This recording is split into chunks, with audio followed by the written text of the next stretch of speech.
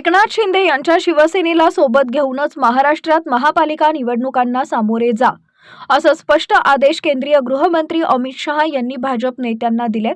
त्यामुळे सांगलीत पालकमंत्री चंद्रकांत पाटील शिवसेनेसोबत युतीबाबत सकारात्मक चर्चा करत आहेत।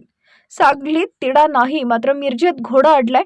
मिरजेत आमदार सुरेश खाडे भाजपचे नेते आहेत, तर त्यांच्या विरोधात शड्डू ठोकून आवाहन देणारे मोहन वनखंडे आता शिवसेनेचे महानगर प्रमुख आहेत। त्यांच्यात एकमत होण्याची शक्यता कमी असल्यानं चर्चेत घोडे अडला आहे। महापालिका निवडणुकीत भाजप अजितदादांची राष्ट्रवादी शिवसेना जनसुराज्य रिपाई रयत आघाडी अशी युती होईल अशी शक्यता होती। त्यातून राष्ट्रवादीची वजाबाकी जवळपास निश्चित मानली जात आहे। अशा वेळी भाजपला शिवसेना सोबत हवी आहे। शिवाय दिल्लीतून तसाच निरोप आला असल्यानं त्याबाबत भाजप नेत्यांकडे किंतु परंतु करण्याची संधीच उरलेली नाहीये। पालकमंत्री चंद्रकांत पाटील यांच्यासोबत शिवसेनेचे नेते पर्यटन मंत्री शंभूराज देसाई यांच्या प्राथमिक चर्चा झाल्या आहेत। शिवसेनेचे नेते राजेश क्षीरसागर आणि आमदार सुहास बाबर हेही चर्चेत सहभागी आहेत।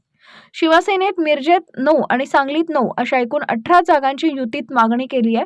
त्यांना किती जागा दिल्या जातात याकडे लक्ष असणार आहे। पालिका निवडणुकीत शिंदेंच्या शिवसेनेनं विटा नगरपालिका आणि शिराळा नगरपंचायतीवर भगवा फडकवला। शिवसेना तब्बल 34 जागांवर जिंकली। या पक्षानं एक कमी भाजप इतक्या जागा जिंकत धक्कादायक कामगिरी केली।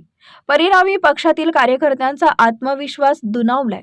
या स्थितीत भाजपच्या बहुतांश नेत्यांनी शिवसेनेला सोबत घेण्याचा फायदा होईल अशी भूमिका घेतली आहे। त्यामुळे सांगलीबाबत फारशी अडचण राहिलेली नाही। मात्र मिरजेत आमदार सुरेश खाडे आणि शिवसेना महानगर प्रमुख मोहन वनखंडे यांच्यात संघर्ष सुरू आहे। वनखंडे एकेकाळी खाडे यांचे अत्यंत विश्वासू होते, त्यांच्यात वितुष्ट आलं। वनखंडे यांनी भाजपला रामराम ठोकला, काँग्रेसमध्ये प्रवेश केला आणि आता निवडणुकीच्या तोंडावर ते शिंदेंच्या शिवसेनेत आले आहेत। मिरजेत ते नक्कीच चांगली मांडणी करू शकतात। त्यांचे चिरंजीव सागर हे मिरजेतून लढणार आहेत। त्यांना सुरेश खाडे यांचे चिरंजीव सुशांत आवाहन देतील आणि युतीतच लढाई होईल अशी चर्चा देखील रंगलेली आहे। शिवसेनेकडे सांगली आणि मिरजेत काही प्रभावी चेहरे आहेत। त्या शिंदे पॅटर्नमुळे बळ उपमुख्यमंत्री एकनाथ शिंदे ज्या पद्धतीने निवडणूक उभी करतात त्यामुळे अनेक जण प्रभावित झाले।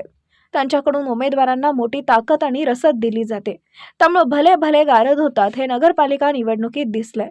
परिणामी अनेक चेहरे शिवसेनेकडून लढायला इच्छुक आहेत।